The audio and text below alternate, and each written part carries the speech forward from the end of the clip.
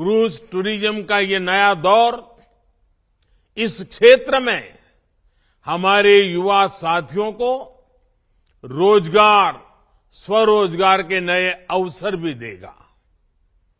विदेशी पर्यटकों के लिए तो ये आकर्षण होगा ही। देश के भी जो पर्यटक पहले ऐसे अनुभवों के लिए विदेश जाते थे, वे अब पूर्वी भारत का रुख कर पाएंगे। ये क्रूज जहां से भी गुजरेगा, वहां विकास की एक नई लाइन तैयार करेगा। क्रूज टूरिज्म के लिए ऐसी ही व्यवस्थाएं हम देश भर के नदी जलमार्गों में तैयार कर रहे हैं। शहरों के बीच लंबे रिवर क्रूज के अलावा हम अलग अलग शहरों में छोटे क्रूज को भी बढ़ावा दे रहे हैं। काशी में भी इस प्रकार की व्यवस्था अभी चल रही है। ये हर पर्यटक वर्ग की पहुंच में हो, इसके लिए बजट से लेकर लग्जरी क्रूज तक हर प्रकार की सुविधाएं देश में विकसित की जा रही हैं। साथियों, देश में क्रूज टूरिज्म और हेरिटेज टूरिज्म का ये संगम ऐसे समय में हो रहा है जब भारत में पर्यटन का एक बुलंद दौर शुरू हो रहा है। भारत की वैश्विक भूमिका जैसे जैसे बढ़ रही है, वैसे वैसे भारत को देखने, भारत को जानने और भारत को समझने की उत्सुकता भी बढ़ रही है। इसलिए बीते 8 वर्षों में हमने भारत में टूरिज्म सेक्टर के विस्तार पर विशेष बल दिया है। हमने अपने आस्था के स्थानों, तीर्थों, ऐतिहासिक स्थलों के विकास को भी प्राथमिकता बनाया है। काशी नगरी तो हमारे इन प्रयासों की साक्षात साक्षी बनी है। आज मेरी काशी की सड़कें चौड़ी हो रही हैं, गंगा जी के घाट स्वच्छ हो रहे हैं। काशी विश्वनाथ धाम का पुनर्निर्माण होने के बाद जिस प्रकार श्रद्धालुओं और पर्यटकों में उत्साह देखा जा रहा है, वो भी अभूतपूर्व है। बीते वर्ष जितने श्रद्धालु काशी आए हैं, उससे हमारे नाविकों, रेहड़ी ठेले, रिक्शा वालों, दुकानदारों, होटल गेस्ट हाउस चलाने वालों, सभी को लाभ हुआ है। अब गंगा पार के क्षेत्र में इन नई टेंट सिटी काशी आने वाले श्रद्धालुओं को, पर्यटकों को एक नया अनुभव देगी।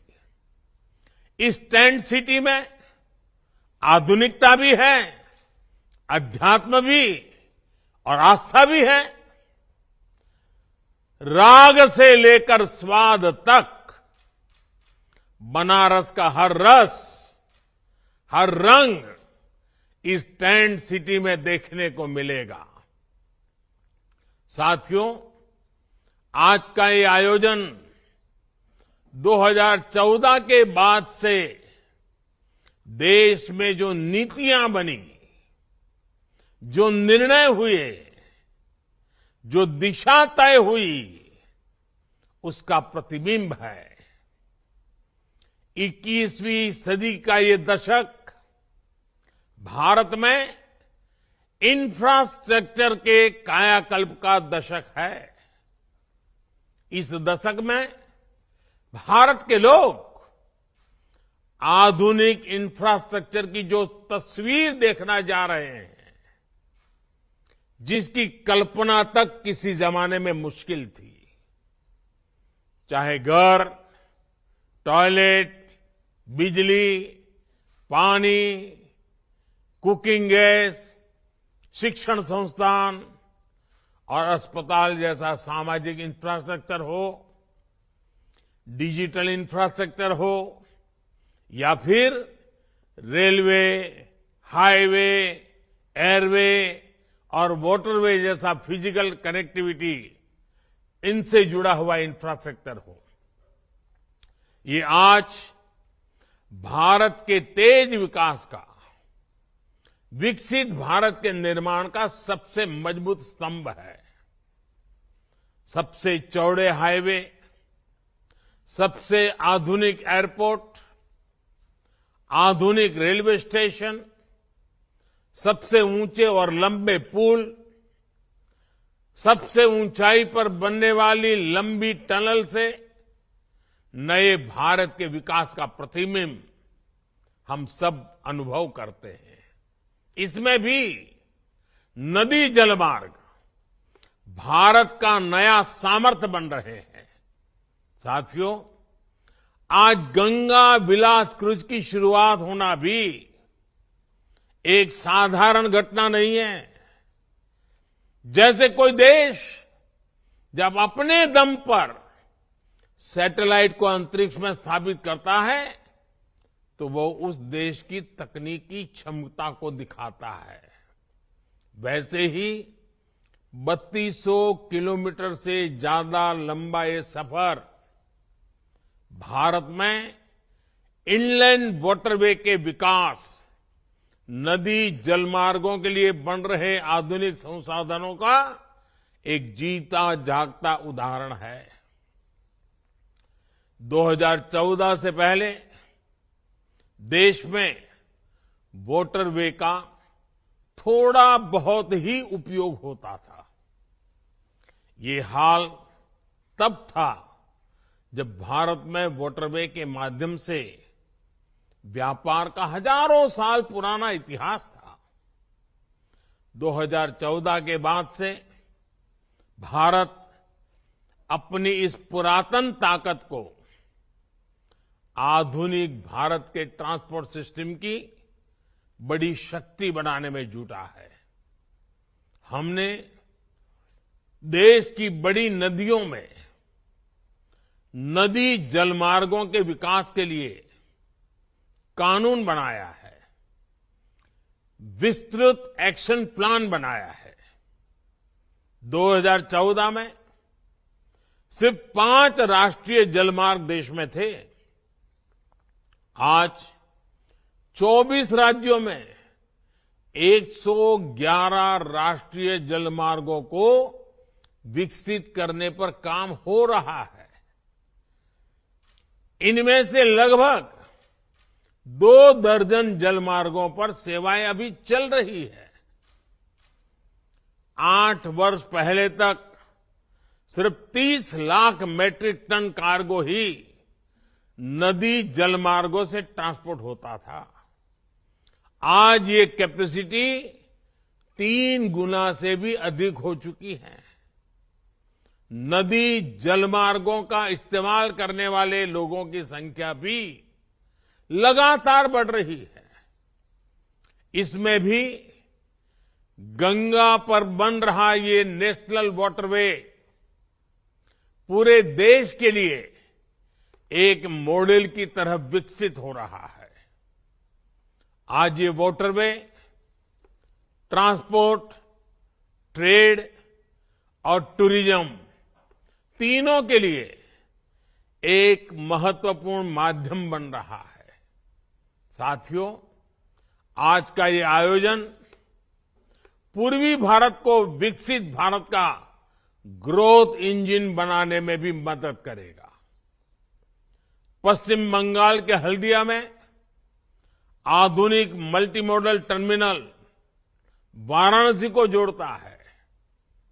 ये भारत बांग्लादेश प्रोटोकॉल मार्ग से भी कनेक्टेड है और नॉर्थ ईस्ट को भी जोड़ता है। ये कोलकाता पोर्ट और बांग्लादेश को भी कनेक्ट करता है। यानी ये यूपी, बिहार, झारखंड, पश्चिम बंगाल से लेकर बांग्लादेश तक व्यापार कारोबार को सुगम बनाने वाला है। इसी प्रकार जेटी और रोरो फेरी टर्मिनलों का भी नेटवर्क बनाया जा रहा है। इससे आना जाना भी आसान होगा, मछुआरों को, किसानों को भी सुविधा होगी। साथियों, क्रूज हो, कार्गो शिप हो, ये ट्रांसपोर्ट और टूरिज्म को तो बल देते ही है, इनकी सर्विस से जुड़ी पूरी इंडस्ट्री भी नए अवसरों का निर्माण करती है। इसके लिए जो स्टाफ चाहिए, जो स्किल्ड लोग चाहिए, उसके लिए भी ट्रेनिंग का प्रबंध आवश्यक है। इसके लिए गुवाहाटी में स्किल डेवलपमेंट सेंटर बनाया गया है। जहाजों की मरम्मत के लिए भी गुवाहाटी में एक नई फैसिलिटी का निर्माण किया जा रहा है। साथियों, ये जलमार्ग पर्यावरण की रक्षा के लिए भी अच्छे हैं और पैसों की बचत भी करते हैं। एक स्टडी के मुताबिक सड़क के मुकाबले जलमार्ग से परिवर्तन की लागत 2.5 गुना कम आती है। वहीं रेल के मुकाबले जलमार्ग से परिवहन की लागत 1/3 कम होती है। आप कल्पना कर सकते हैं कि वाटरवे से ईंधन की कितनी बचत होती है, पैसा कितना ज्यादा बचता है। भारत ने जो नई लॉजिस्टिक पॉलिसी बनाई है, उसमें भी तेजी से बन रहे ये वाटरवेज बहुत मदद करने वाले हैं। इसमें भी बहुत महत्वपूर्ण बात ये कि भारत में हजारों किलोमीटर लंबा वाटरवे नेटवर्क तैयार होने की क्षमता है। भारत में जो 125 से ज्यादा नदियां और नदी धाराएं हैं, वो लोगों और सामान के ट्रांसपोर्ट में इस्तेमाल की जा सकती है।